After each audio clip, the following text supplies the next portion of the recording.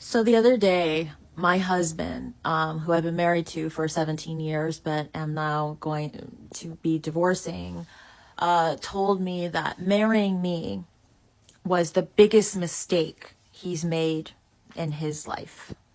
And I responded to it with like sarcasm and kind of snark, like me, like marrying me, I'm the biggest mistake that you've ever made. Because that's how I usually have responded to those types of comments that he makes over the years. But later on, afterward, I kind of sat in my room and I actually cried. I cried about it, like sobbed, actually. And I thought to myself that this is actually a good sign because I have spent so many years in our marriage listening to comments like that. You know, you've ruined my life. You took all my money. You're the worst person.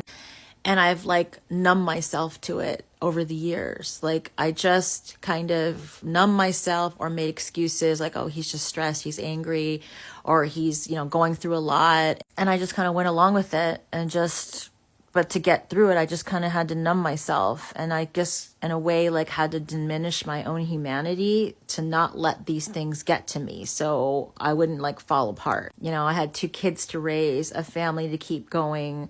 Like I couldn't afford to be hurt. You know what I mean? Now that I don't want to be married anymore, I am really telling myself that it's time for me to reclaim my humanity. And that means that there's going to be things that are going to be said to me that are going to hurt me. And I'm going to go ahead and like absorb that hurt. I'm going to feel the feelings. I'm not going to make 17 years of marriage, and the only thing that matters is how she felt.